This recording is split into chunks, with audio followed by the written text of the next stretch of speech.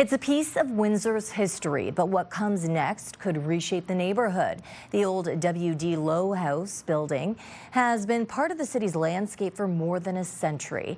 And after sitting empty for years, the city is asking for your ideas on its future as it targets the site for a major housing development. That's where we find CTV's Sanjay Maru tonight. So, Sanjay, we do understand that the city has launched a public survey to basically gather ideas from the public. Well, the survey launched just this morning, and it asks about things like building height, design, parking, and ways to reuse this historic school while adding new homes onto the former schoolyard, something that residents in this area have mixed reactions about.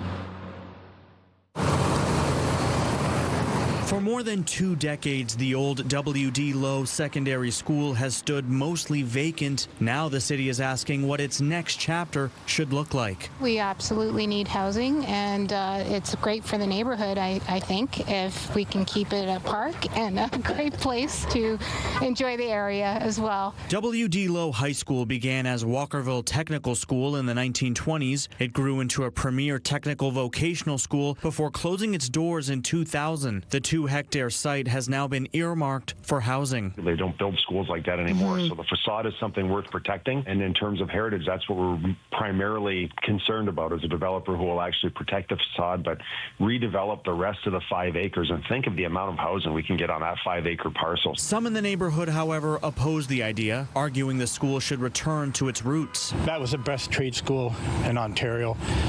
Government's crying about trades. Open that back up as a trade school. Get the kids in there, learn everything. That's what they need to do with that school.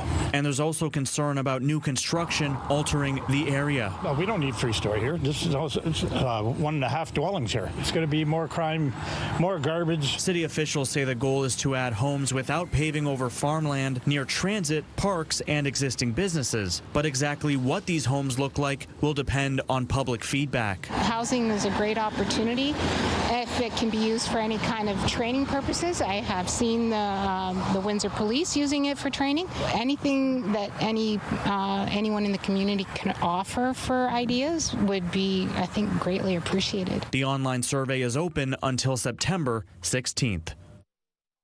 And once that survey wraps up, the city will issue an expression of interest on ways to redevelop this former school site, one of 6 properties identified by the city's Housing Solutions Made for Windsor strategy. You can find a link to that public survey on our website, ctvnewswindsor.ca. Stephanie. Okay, thank you, Sanjay.